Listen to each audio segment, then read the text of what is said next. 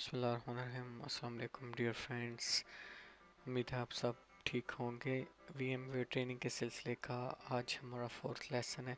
इसमें हम Windows server 2008 R2 की सेटिंग्स करना सीखेंगे। सबसे पहले मुझे अपनी विंडो को एक्टिव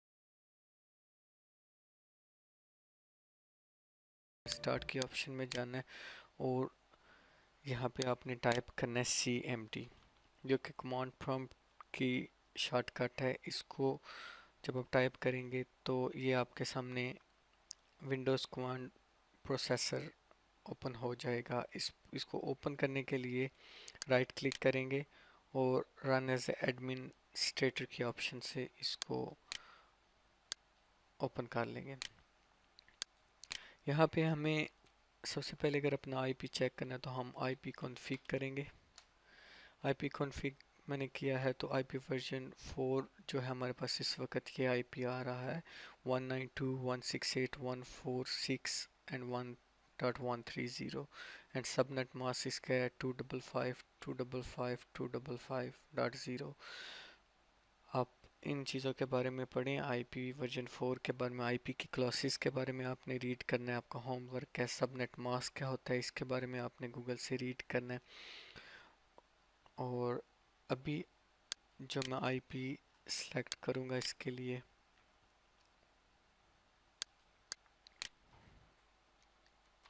192.168.146 और मैं 200 दे देता हूँ। सबनेट मास्क आ गया 255.255.0 एंड डिफ़ॉल्ट गेटवे होगा 192.168.146.1।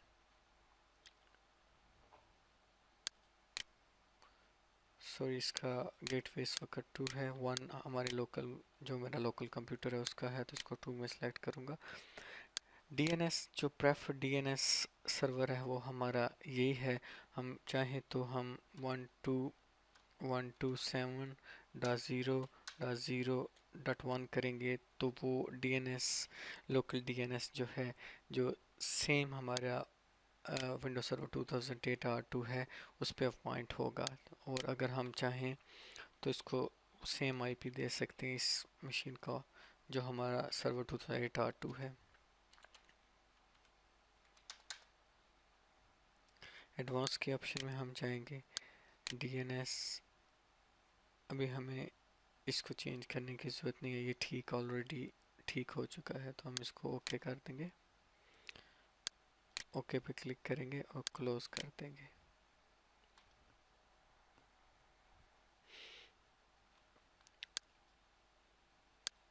और एक दफ़ा लोकल एरिया कनेक्शन को हम डिसेबल करके दोबारा एनेबल करेंगे, ताकि सेटिंग्स रिफ्रेश हो जाए।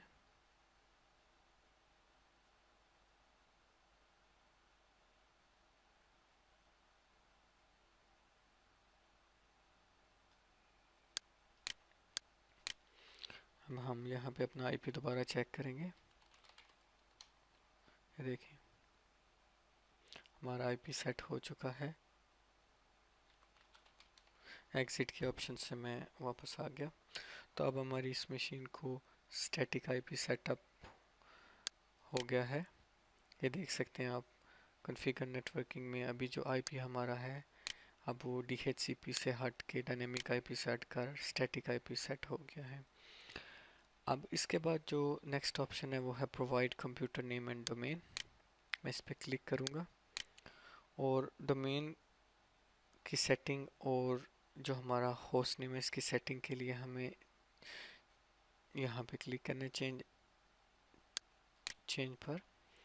तो अब देख सकते हैं कि कंप्यूटर का नेम यहाँ पे डिफरेंट है, जबकि हमारा ओरिजिनल जो हमने शुरू में नेम दिया था वो Mac-AD-01 है, लेकिन यहाँ पे जो कंप्यूटर का नेम है वो डिफरेंट है। तो हम इसको चेंज करेंगे। सबसे पहले Mac-AD, बल्कि इससे भी पहले मैं आपको ये चीज़ बताना चाहूँगा कि अगर आप CMD की ऑप्शन से अपना होस्ट नेम चेक करना चाहेंगे तो उसका ये तरीका है कि आप यहाँ पे होस्ट नेम की कमांड देंगे, तो ये आप देखें वही सेम नेम जो है यहाँ पे आ रहा है, होस्ट नेम।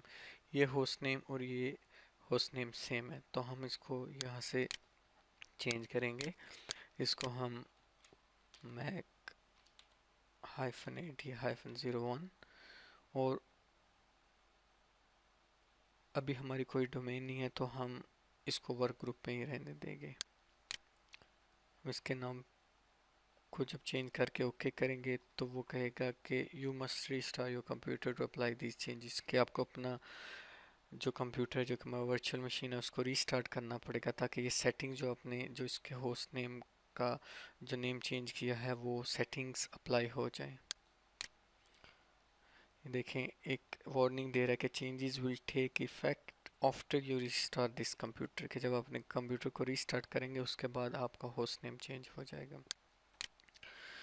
सो यहाँ पे कह रहा है you must restart your computer to apply this changes, तो मैं इसको रीस्टार्ट करूँगा।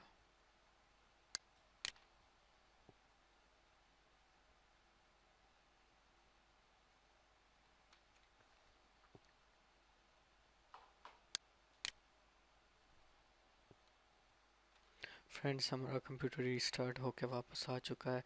तो आप देख सकते हैं कि जो हमने सेटिंग्स की थी उसमें जो हमने आईपी दिया था वो सेम आईपी है, इसमें वीएम को सेम आईपी मिला है, और जो हमने नेम दिया था वो नेम भी चेंज हो चुका है। इसके बाद जो ऑप्शन है वो हमारे पास है, ये जो प्रोवाइड कंप्यूटर इन्फॉर्मेशन थी, हमने वो सारी इन्फॉर्मेशन दे दी है। अब हमारा जो सेकंड स्टेप है वो है अपडेट दिस सर्वर।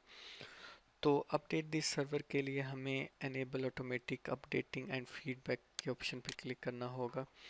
यहाँ पे हमारे पास ऑप्शन आएगी कि आप कैसे विंडोज सर्वर को की सेटिंग्स को करना चाहते हैं, enable automatic updating and feedback, या फिर मैनुअली कॉन्फ़िगर करना चाहते हैं। तो हम इसको मैनुअली कॉन्फ़िगर करते हैं। मैनुअली कॉन्फ़िगर के लिए हमें चेंज सेटिंग्स पे क्लिक करना होगा अगर हम विंडोज़ की जो अपडेट्स हैं उनको सेटअप करना चाहते हैं। तो मैं इस ऑप्शन पे क्लिक करता हूँ। यहाँ पे देख सकते हैं कि जो अपडेट्स हैं, जो विंडोज़ माइक्रोसॉफ्ट की अपडेट्स हैं, उसके लिए हमारे पास ये ऑप्शन हैं कि on install updates automatically recommended. अगर आप ऑटोमेटिकली चाहते हैं कि अब आपके अपडेट्स हो जाएं। उसके अलावा सेकंड ऑप्शन है download update, let me choose whether to install them, कि अपडेट्स को डाउनलोड कर ले लेकिन कब इंस्टॉल करनी है ये मुझसे पूछे। तो मैं फ़िलहाल इन अपडेट्स को इग्नोर करूँगा, अभी अपडेट्स नहीं इंस्टॉल करने, क्योंकि अगर अपडेट्स पे चला जाएगा तो फिर हम ट्रेनिंग के लिए हमें काफ़ी वेट करना पड़ेगा। तो मैं अभी अपडेट नहीं इसको करूँगा और ये ऑप्शन भी फ़िलहाल अनचेक कर रहा हूँ। Allow all user to install updates on this computer. मैं ओके के ऑप्शन पे क्लिक करूँगा तो अपडेट्स को मैंने फिल वक्त ऑफ कर दिया। ये करंट सेटिंग जो है नेवर चेक फॉर अपडेट्स पे चली गई है। नेक्स्ट ऑप्शन है विंडोज़ एरर रिपोर्टिंग, कि जब कोई एरर आए, जब कोई प्रॉब्लम हो विंडोज सर्वर के ऊपर, तो आप कैसे चाहते हैं कि वो कैसे सेटिंग्स आपको बताए या वो किस तरह आपको उस मैसेज के बारे में बताए। तो करंट सेटिंग है ask every time an error occurs, कि जब भी कोई मसला आए तो वो आपको बताए। तो यही ऑप्शन बेस्ट ऑप्शन है हमारे पास कि वो हम जब भी कोई मसला आए सर्वर के अंदर तो वो हमसे पूछे कि रिपोर्ट सेंड करनी है या नहीं करनी, क्योंकि कुछ रिपोर्ट्स ऐसी होगी जो हमें इशू के बारे में पता होगा तो हम वो उनकी रिपोर्ट्स आगे माइक्रोसॉफ्ट को फॉरवर्ड नहीं करेंगे। तो हम ओके के ऑप्शन पे क्लिक करेंगे तो डिफ़ॉल्ट सेटिंग पे ही रहने देंगे। और ये ऑप्शन है कि कस्टमर एक्सपीरियंस इम्प्रूवमेंट प्रोग्राम, चाहें तो आप इसमें अगर पार्टिसिपेट करना चाहें तो पार्टिसिपेट कर सकते हैं। तो ये आपकी मर्ज़ी है कि आप क्या करना चाहते हैं इसमें। तो मैं डिफ़ॉल्ट ऑप्शन ही रहने दूंगा, no I don't want to participate. तो ओके पे क्लिक करूंगा और इसको क्लोज़ कर दूंगा। तो ये हमारी सेटिंग्स हो गई हैं अपडेट्स के बारे में जो हम करना चाह रहे थे। ये भी सिमिलर सेटिंग्स हैं डाउनलोड एंड इंस्टॉल अपडेट्स के बारे में। यहाँ पे भी वही सेटिंग्स हैं, जैसे अभी मैंने नेवर चेक फॉर अपडेट्स कर दिया है, तो अभी फिल वक्त हमें अपडेट्स नहीं चाहिए। ये कुछ सेटिंग्स थी जो विंडोज सर्वर के लिए ज़रूरी थी। तो नेक्स्ट लेसन में हम रोल्स फीचर्स ऐड करना सीखेंगे। ये सेटिंग्स आप भी अपने सर्वर पे करें। इन केस कोई भी प्रॉब्लम आती है तो आप मुझसे कांटेक्ट कर सकते हैं ईमेल के थ्रू, या अगर आपको कोई सजेशन देनी है ट्रेनिंग के बारे में तो तब भी कमेंट ज़रूर करें। प्लीज़ कोशिश करें कि आप मेरे चैनल पे सब्सक्राइब कर लें ताकि आइंदा जो भी मैं वीडियो अपलोड करूं तो वो आपको वो नज़र आ जाए और आप देख सकें। आपको ट्रेनिंग कैसी लग रही है प्लीज़ मुझे अपने फीडबैक ज़रूर दीजिएगा। तो मिलते हैं नेक्स्ट लेसन में। Take care.